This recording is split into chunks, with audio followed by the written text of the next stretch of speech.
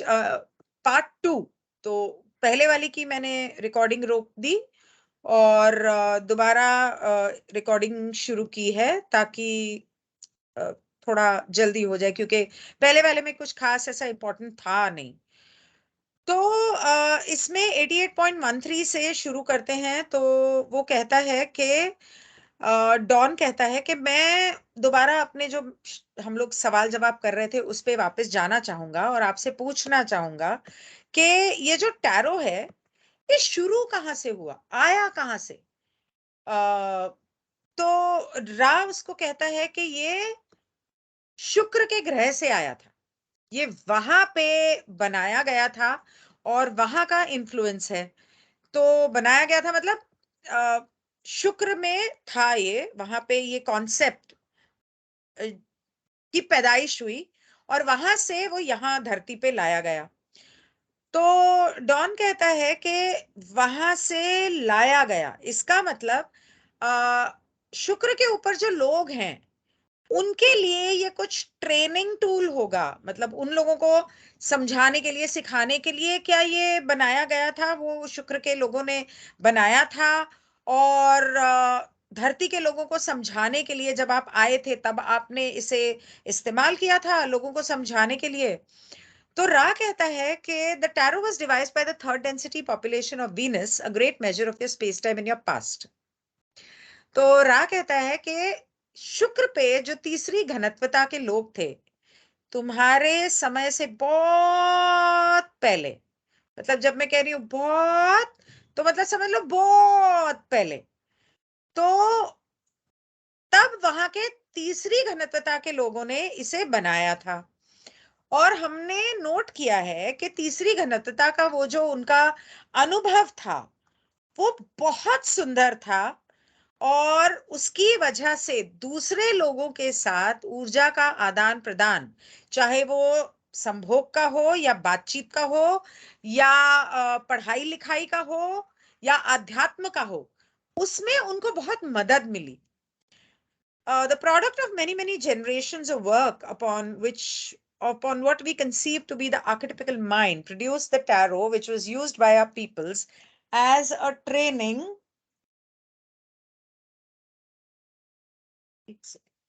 चलाना भूल गई।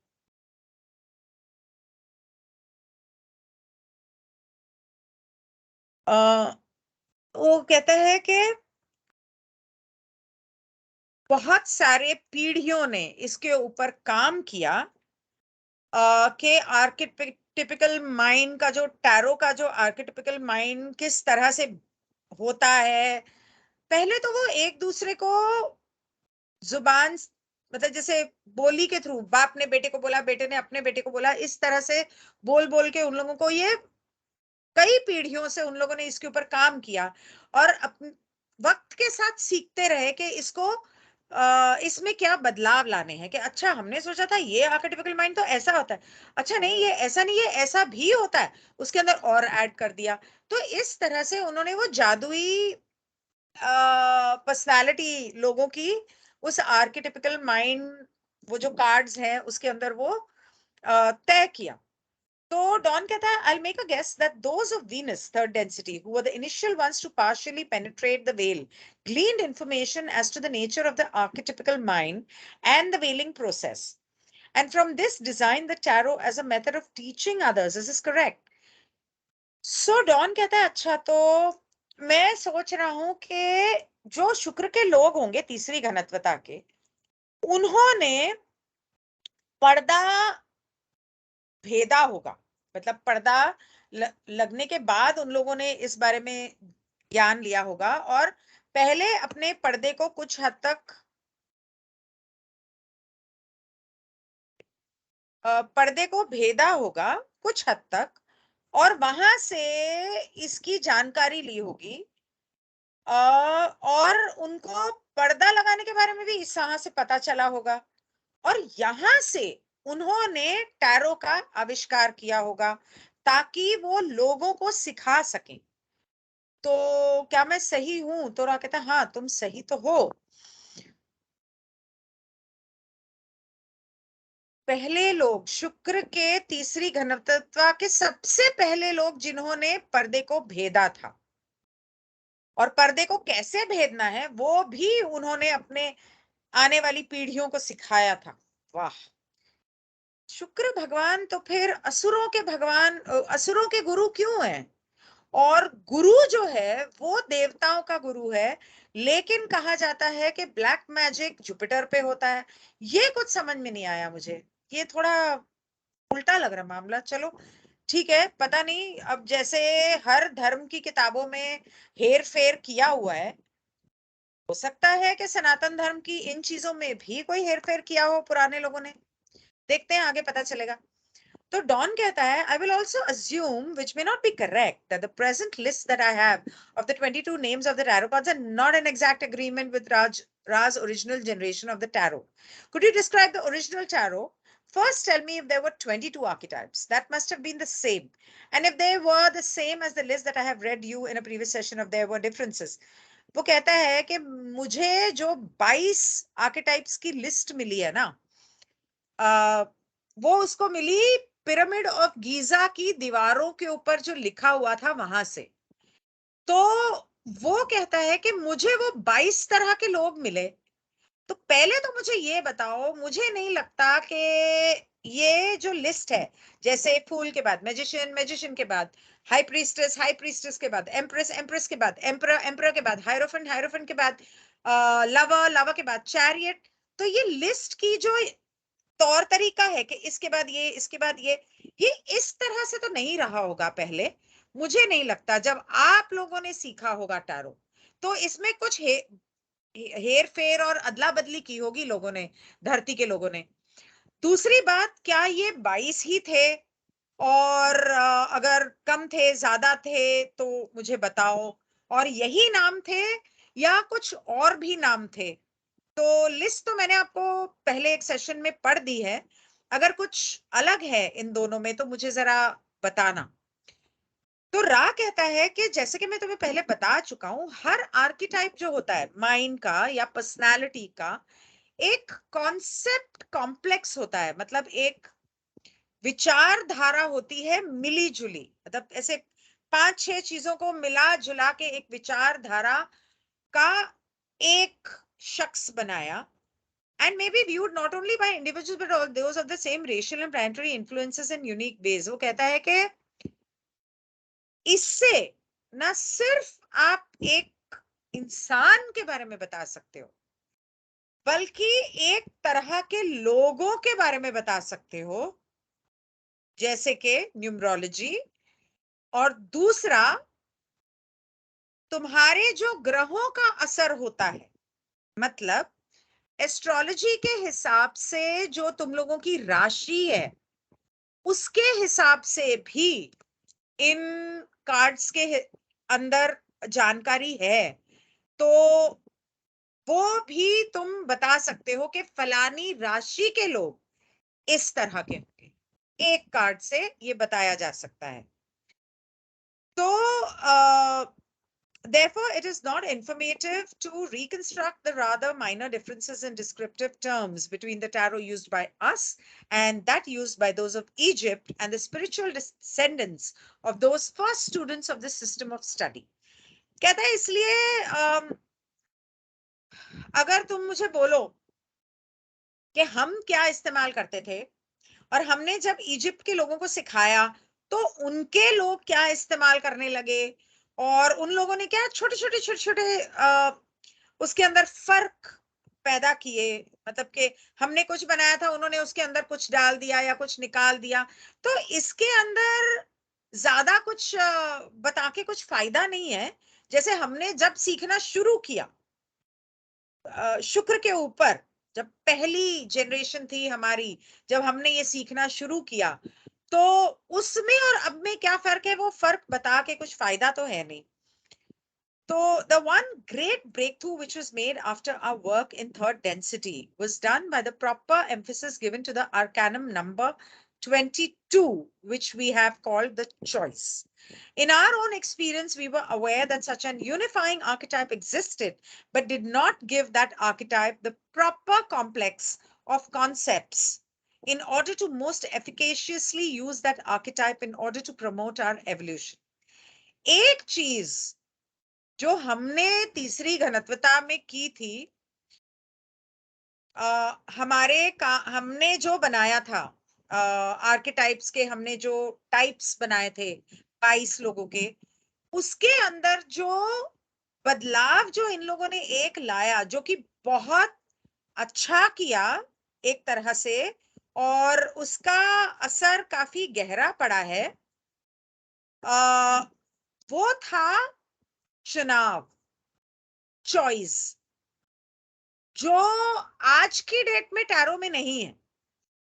वो था मेजर अरकाना का 22वां कार्ड, जो आज की डेट में उसे 22 से लेकर सामने 0 में ले आए हैं।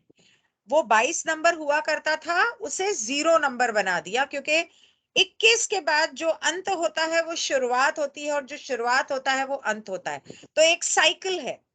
तो उसको 22 को लाके ये लोग एक नंबर पे ले आए हैं। अब जब इंसान पैदा होता है, या जब इंसान अपना जिंदगी में फ्री विल के हिसाब से अपना रास्ता चुनता है कि मुझे सही रास्ते पे जाना है या गलत रास्ते पे जाना है, वहीं से तो असल में उसकी जिंदगी शुरू होती है। तो वो कहता है वो एक बहुत बड़ा काम किया इन लोगों ने, और हमारे अनुभव के हिसाब से ये ये था तो सही पहले भी, लेकिन हम उसे एक ढंग से एक रूप नहीं दे पाए थे, एक आर्किटाइप उसका बना नहीं पाए थे।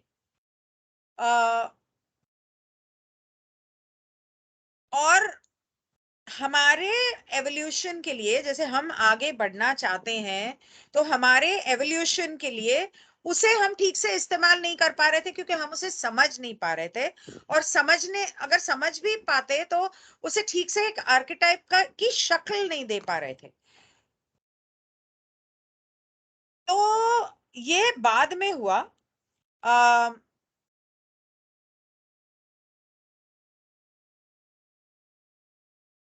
तो डॉन कहता है, I will make this statement as to my understanding of some of the archetypes and let you correct this statement. It seems to me that this, ये थोड़ा कॉम्प्लिकेटेड है। ओके। कहता है ठीक है, मैं आपसे कुछ कहूंगा और मैं जहां गलत हूं मुझे बता देना। It seems to me that the significator of mind body spirit are acted upon in each of these by the catalyst. This produces experience, which then leads to the transformation and produces the great way. अब इसके अंदर बहुत सारे ऐसे शब्द इस्तेमाल हुए हैं जो टैरो में नहीं है, तो इसलिए मुझे थोड़ी सी समझाने में दिक्कत होगी। मैं थोड़ा पढ़ लेती हूँ. This is the same process for the mind body and spirit. The archetypes are just repeated but act in a different way as catalyst because of the differences of mind body and spirit. वो कहता है कि मुझे ऐसा लगता है कि ये जो सिग्निफिकेटर है ना, जो निशान है दिमाग का, शरीर का और आत्मा का, मतलब सिग्निफिकेटर है, मैट्रिक्स है, पोटेंशिएटर है, इस तरह से उसने अलग अलग दिए थे ना, सिग्निफिकेटर, पोटेंशिएटर, मैट्रिक्स. तो वो कहता है कि वो जो सिग्निफिकेटर वाला हिस्सा है, वहां पे माध्यम जो है वो काम करता है, जहां दिमाग, शरीर और आत्मा का जो निशान के हिसाब से जो आर्किटाइप बनाया है, वहां पे माध्यम अपना जोर आजमाता है या काम करता है, जिसकी वजह से एक अनुभव होता है. माध्यम ने काम किया तो उसकी वजह से एक अनुभव हुआ. उस अनुभव के वजह से इंसान के अंदर एक बदलाव आया. बदलाव आने की वजह से वो उसने एक रास्ता अपनाया कि मुझे क्या करना है, क्या नहीं करना है. ये दिमाग, शरीर और आत्मा का एक यही तरीका होता है कि दिमाग में कोई बात आई, आत्मा ने एक माध्यम लगाया, दिमाग में बात आई और शरीर ने उस हिसाब से काम किया, इस तरह से. तो ये भी वैसे ही काम करता है. लेकिन पहले तीन, अगले तीन, उसके आगे के तीन, उसके आगे के तीन, ये जो है, ये होते तो वही है, इंसान तो वही है, लेकिन उसके अंदर अलग अलग माध्यम लगने की वजह से या उनके अंदर बदलाव आने की वजह से उनका जो बदलाव आता है तो वो इंसान बदल गया और माध्यम उस हिसाब से अगले अलग अलग लग गए कि पहले ये एक माध्यम लगा, फिर तुम में बदलाव आया, फिर दूसरे वाले में दूसरे तरह का माध्यम लगा और उसके बाद फिर बदलाव आया, फिर तुम्हारे है तो एक ही इंसान और तौर तरीका भी एक ही है, लेकिन माध्यम अलग हैं और बदलाव आते रहे हैं, इसलिए ये अलग अलग दिखते हैं, ऐसे लगते हैं। तौर तरीका वही है और आर्केटाइप भी वही है, कोई बहुत ज्यादा फर्क नहीं है। They produce a different type of experience. ये जो मैं पढ़ रही हूँ ना, इसके अंदर जब बाद में रा बोलेगा कि तुमने जो बोला है ना उसके अंदर जैसे चोटी गूंथते हैं ना, तो 3 हिस्से 4 हिस्से गूंथते हैं, तो उसके अंदर इतनी सारी अलग अलग तरह की तुम्हें गलतफहमियां हो गई हैं जो तुमने अपनी समझ में गूंथ दी है कि एक्चुअली ये पढ़ने का मेरा कोई मतलब नहीं है, लेकिन मैं फिर भी पढ़ती हूँ ताकि आगे का समझ में आए। तो ये डॉन को ये ठीक से समझ में आया नहीं है, तो वो ये इसलिए कह रहा है। तो वो कहता है कि they produce a different type of experience for each. हाँ, तो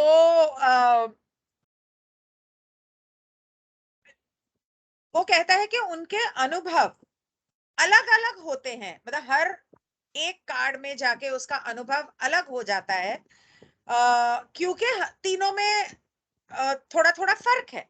the transformation is slightly different. जो बदलाव भी आता है कोई बहुत ज्यादा नहीं होता, थोड़ा सा एक बदलाव आता है, इंसान तो वही है, एक ही इंसान है और उस एक ही इंसान की पूरी जिंदगी के अनुभव हैं अलग अलग।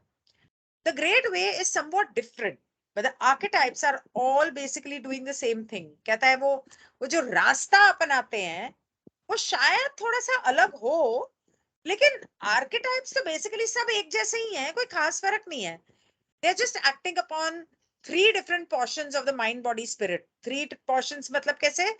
माइंड के तीन, सिग्निफिकेटर, पोटेंशिएटर एंड मैट्रिक्स। बॉडी के तीन मतलब 6 हो गए, स्पिरिट के तीन मतलब 9 हो गए। और ये ये सिर्फ उनका कहने का तरीका है in making the significator a complex. Significator को एक माइंड बॉडी स्पिरिट का एक कॉम्प्लेक्स बनाने के लिए उन लोगों ने ऐसा बोल दिया है, ताकि ठीक है लोगों को समझ में आ जाए कि एक माइंड जो है वो ऐसा होता है या माइंड का सिग्निफिकेटर ऐसा होता है। तो बेसिकली मूल तौर पे उन्होंने माध्यम के लिए एक रास्ता दिया हुआ है, ताकि वो माध्यम एक बदलाव पैदा कर सके बेहतर तरीके से। तो अब मुझे बताओ कि मैंने जो कहा वो सही था या नहीं। तो रा कहता है कि तुम्हारी जो बात है ना उसके अंदर इतनी सारी तुमने वो टेंड्रिल्स, मतलब अगर आपने देखा होगा कि जो बेल होती है ना, आ, करेले की, लौकी की, बेल के अंदर से ना ऐसे गोल गोल गोल गोल टेंड्रिल्स निकलती हैं, तो जाके साथ वाली दीवार पे, साथ वाले पेड़ पे ऐसे खुद को अटका लेती है और उसके सहारे से ऊपर चलती है। तो वो कहता है कि तुम्हारी ना, तुमने जो बोला है ना,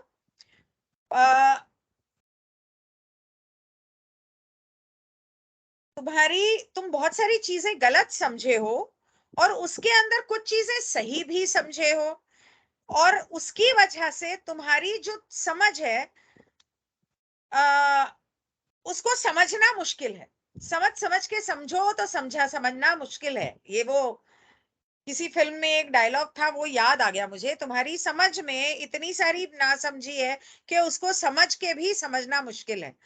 तो हम उसे थोड़ा सुधारते हैं, समझाते हैं और बताते हैं, मतलब उसको सुधारने का तो कोई मतलब नहीं है, तुम ही नहीं समझ पाओगे और हम समझा नहीं पाएंगे। तो हम तुम्हें एक नए सिरे से बताते हैं कि असल में क्या है। आ, पूरी बात को एक नए सिरे से समझाने की कोशिश करते हैं। The archetypical mind is a great and fundamental portion of the mind complex, one of its most basic elements and one of the richest sources of information for the seeker of the one infinite creator.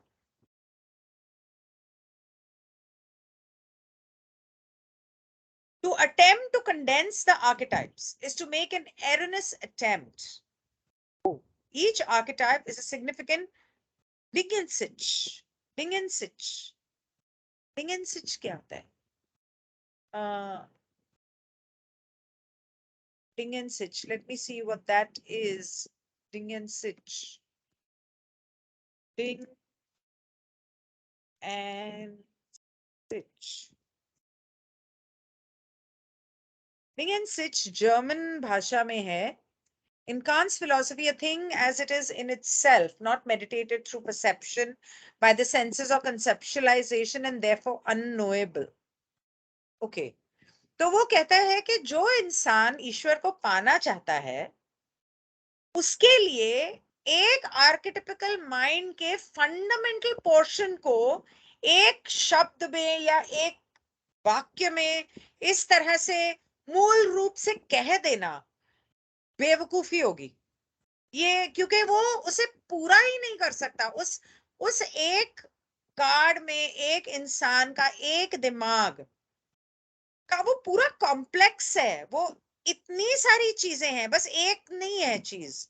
तो उसे वो एक card से या एक आर्किटिपिकल mind से, मैं card बोल रही हूँ क्योंकि हमें कार्ड पता है पर एक्चुअली वो कार्ड्स नहीं होते थे पहले.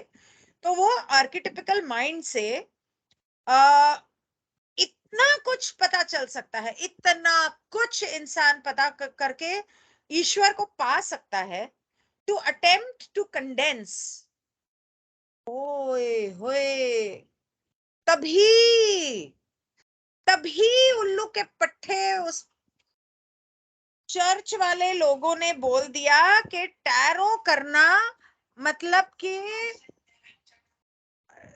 टैरो करना मतलब कि शैतान को बुलावा देना है. इसलिए टैरो जो भी करते हैं वो पाप है, उसे उठा के समुंदर में फेंक दो.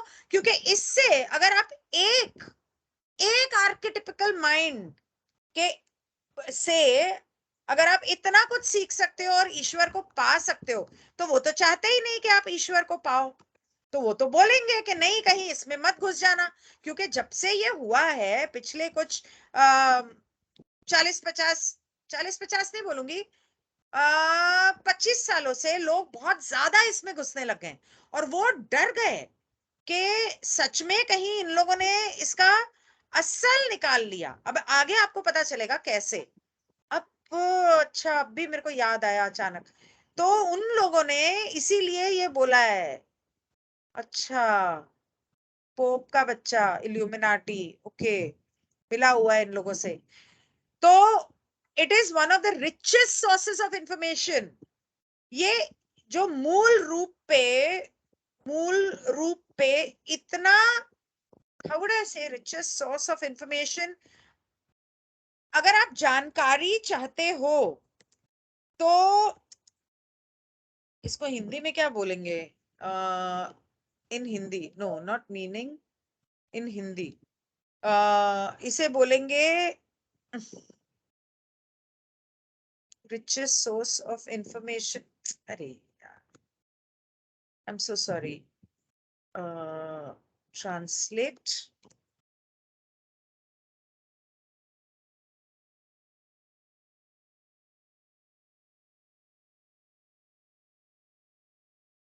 सूचना का स्रोत.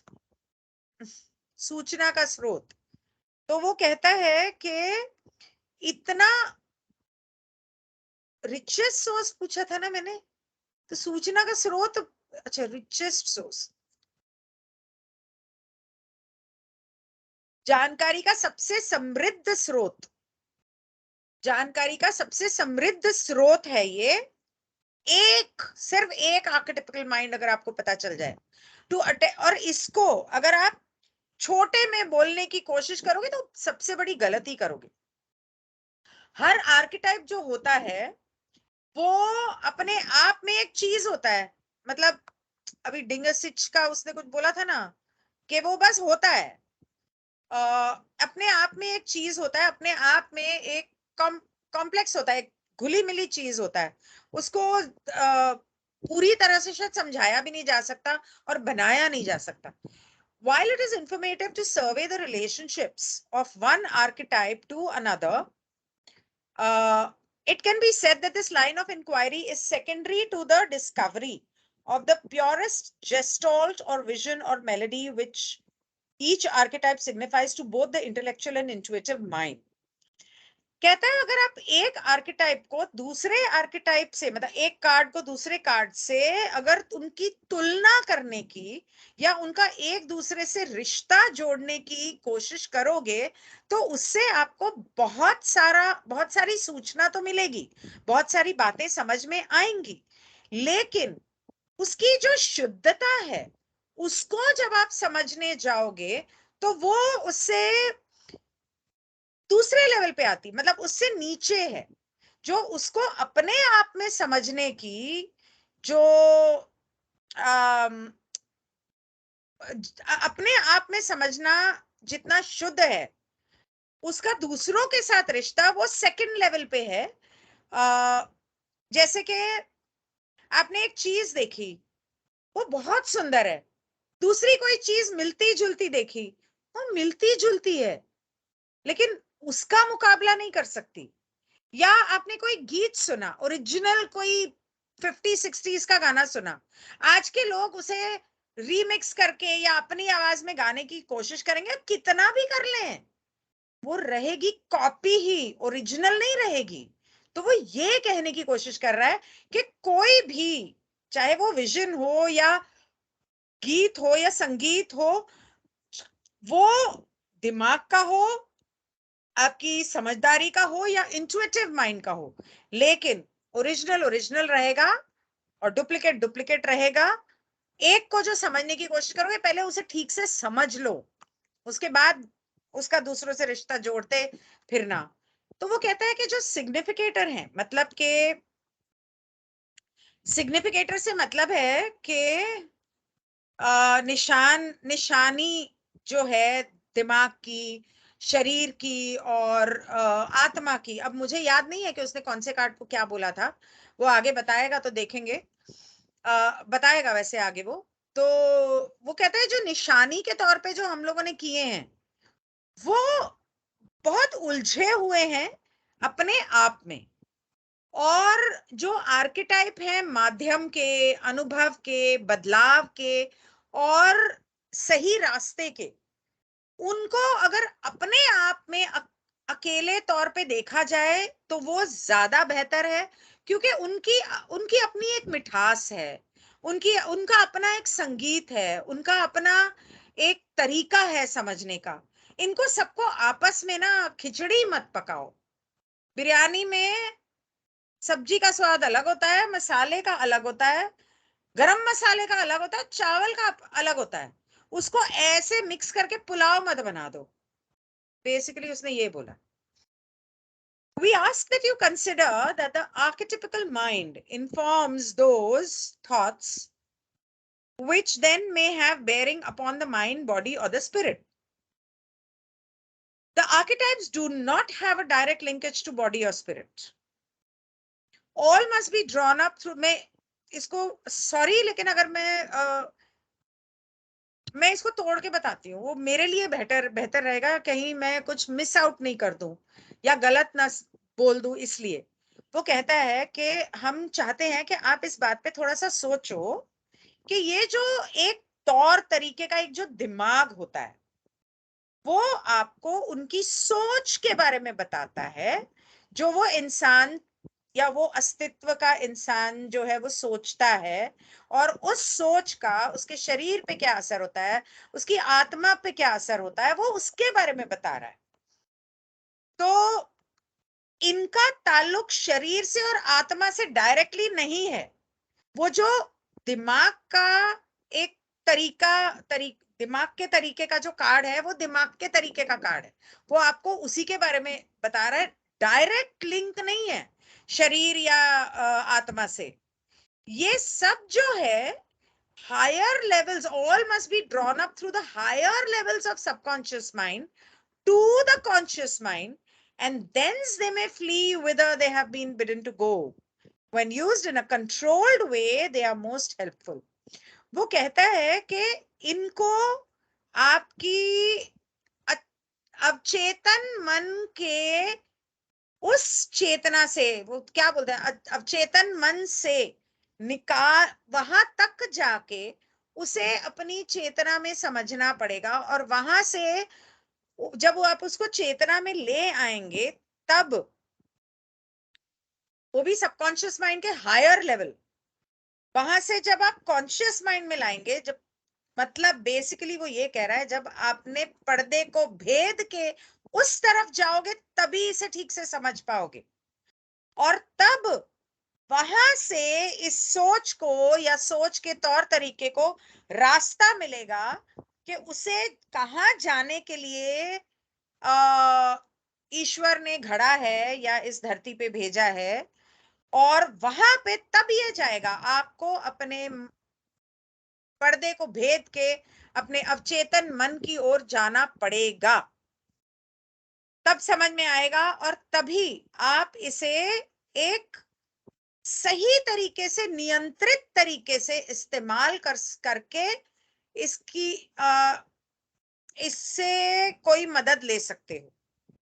Rather than continue beyond the boundaries of your prior statement, we would appreciate the opportunity for your re-questioning at this time so that we may answer you more precisely.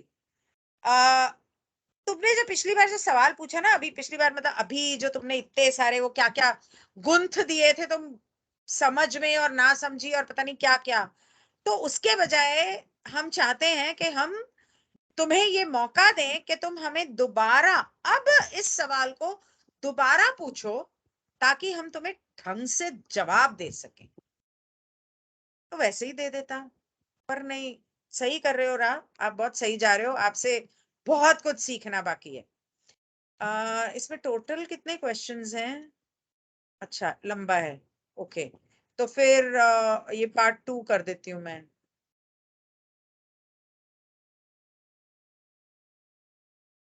अरे यार, बार बार फोन किसका आ रहा है? I am so sorry.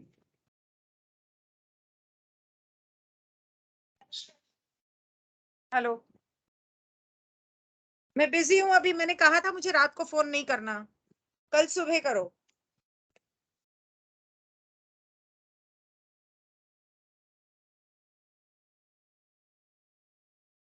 तो Don कहता है अच्छा ठीक है, तो अब मैं आपको सवाल पूछता हूँ ठीक से अपनी कंफ्यूजन को क्लियर करने के लिए। शायद सीखने का, ये जो सीखने का तरीका है, सिखाने का तरीका है, ये जो आर्किटाइप सीखने और सिखाने का जो तरीका है, वो अगर मैं सीखूं तो शायद मैं जल्दी समझ जाऊं, और मैं इस बात को भी समझ जाऊं। तो आपने, जब आपने ये इस बारे में जाना, सीखा, समझा, तो तीसरी घनत्वता के लोगों को सिखाने का कोई खास तरीका इस्तेमाल किया था, कार्ड्स इस्तेमाल किए थे? तो रा कहता है नहीं। तो कहता है तो फिर क्या इस्तेमाल किए थे? तो वो कहता है कि you are aware in your attempts at magical visualization of the mental configuration of sometimes rather complex visualizations. These are mental and drawn with the mind. Another example well known in your culture is the visualization in your mass of the distortion of the love of the one infinite creator called Christianity, wherein a small portion of your foodstuff is seen to be mentally configured, but entirely real man, the man known to you as Joshua, or as you call this entity now, Jesus. It was by this method of sustained visualization over a period of training that we worked with these concepts. This method of sustained visualization over a period of training that we work with these concepts. These concepts are occasionally drawn. However, the concept of one visualization per card was not thought of by us. वो कहता है कि एक card में एक concept जो है, concept को दर्शाना, ये हमने नहीं सोचा था, ये हमने नहीं सोचा था। ये कभी कभार हम लोग ऐसे ड्रॉ करते थे, पेंट या ड्रॉ करना, दीवारों पे करना या कुछ भी। और वो कहता है कि तुम जो इसको समझने की अपने दिमाग से, दिमाग में एक तस्वीर खींच के उससे समझने की कोशिश कर रहे हो, ये कभी कभी बहुत उलझ सकती हैं और उलझ जाती हैं। और कुछ चीजें ऐसी हैं जो बहुत ज्यादा उलझी हुई होती हैं, और तुम जादुई शक्तियों से इसे जो इंसान जैसे जादुई शक्तियों से अपने दिमाग में कई बार जैसे बोलता है मुझे ये नजर आ रहा है, या मैं ये देख रहा हूं या देख रही हूं, इस तरह से, तो वो थोड़ा सा उलझा हुआ भी होता है। कई बार देख लेते हैं लोग, लेकिन कई बार उलझ सकता है। ये दिमाग में देखी जाती है और दिमाग से दिमाग को दी जाती है और ड्रॉ की जाती है। ऐसे कार्ड्स के ऊपर हमने ड्रॉ करना नहीं सीखा था, क्योंकि उस वक्त तो ये लोग थॉट से बात करते थे। दूसरी बात कि तुम्हारे यहाँ धरती पे, तुम्हारी तीसरी घरत्वता में, यहाँ पर ये जो चर्च के अंदर मास होता है ना, जब सब लोग ईश्वर की आराधना करते हैं, प्रार्थना करते हैं और वहां पे उसको प्यार भेजते हैं क्रिश्चियनिटी में, उसके अंदर वो लोग दिमाग में अपना सोचते हैं कि जीसस के नाम पे मैं ये ब्रेड खा रहा हूं, जीसस के नाम पे मैं वाइन पी रहा हूं, फूड वो बोल रहा है इस तरह से, जो मुझे समझ में आया। If I am wrong you can correct me please. तो उसने कहा खाने का एक हिस्सा, मतलब क्रिश्चियंस में क्या होता है, एक केक या ब्रेड बनाया जाता है और उसको तोड़ के हर कोई एक हिस्सा खाता है बांट के, कि मैं आपसे जीसस का हिस्सा शेयर करता हूं, जीसस का प्यार शेयर करता हूं। और जैसे लास्ट सपर करके एक पेंटिंग है, ओरिजिनली वो जो पेंटिंग है उसके अंदर 12 12 लोग हैं शायद, 12 हैं कि 27 हैं, ऐसे कुछ हैं। तो सब ऐसे सामने टेबल पे बैठे, ऐसे सेमी सर्कल टेबल में, और यहाँ पे बैठे, बीच में जीसस है और वो केक तोड़ तोड़ के सबको दे रहा है। और वो वाइन, ग्लास में पानी था, जीसस ने उसे वाइन बना के सब लोगों को बांटा। तो उस लास्ट सपर, वो आखिरी वक्त था जब जीसस ने उन लोगों के साथ खाना खाया। एक्चुअली वो जो लोग थे जीसस के साथ, और जीसस जो था, उन्हें आ, नक्षत्रों के साथ, जो एस्ट्रोलॉजी में, वैदिक एस्ट्रोलॉजी में नक्षत्र होते हैं, मेरे ख्याल से अगर मैं गलत नहीं हूं, तो उन नक्षत्रों के साथ उन लोगों को एक्चुअली दर्शाया गया है। उन लोगों को नहीं, मतलब वो एक्चुअली नक्षत्र थे जो इन लोगों ने कहानी बना के इस तरह से, ऐसा मैंने कहीं पढ़ा था। तो वो जो लास्ट सपर था उसके अंदर जो ये खाना और वाइन वगैरह जो हुआ था, उसके बारे में जैसे लोग मन में धारणा करके, विजुअलाइजेशन मतलब मन में धारणा करके जब करते हैं, तो उसी तरह से हम लोग मन में धारणा करके ऐसे लोगों को समझाया करते थे। ये ड्रॉ करने का और कार्ड वार्ड ये सब तो हम लोगों ने नहीं किया। तो how did the teacher relay information to the student? तो वो कहता है तो फिर अगर आप ड्रॉ नहीं करते थे तो टीचर अपने अगली पीढ़ी को या बच्चों को या स्टूडेंट्स को कैसे समझाते थे? तो रा कहता है ये जो तरीका था ये कैबलिस्टिक था, मतलब मुंह से मुंह को, मुंह से कान को, मतलब के बाप बेटे को, बेटा अपने बेटे को, इस तरह से एक से दूसरे को हम लोग सुनाया करते थे, ओरल ट्रेडिशन था। तो रा कहता है कि डॉन कहता है तो फिर रा ने जब इजिप्ट के लोगों को ये समझाया था, तो इसी तरीके से समझाया था या किसी दूसरे तरीके से समझाया था? तो रा कहता है हमने भी उन्हें बोल के ही समझाया था, लेकिन वो लोग जो हमारे बाद, जिन लोगों ने हमसे सीख के सिखाया, उन लोगों ने अपने काबिलियत के हिसाब से जो समझा उसकी तस्वीरें बनाई और उसको बाद में कार्ड्स में तब्दील करके उन लोगों ने बनाना शुरू किया। और तो डॉन कहता है कि वो मेजर अरकाना था। तो ये जो कोर्ट अरकाना और माइनर अरकाना है, ये क्या रा ने सिखाया था? क्या ये शुरू से चलता आ रहा है, या यहाँ धरती के लोगों ने अपनी टांग अड़ा दी बीच में?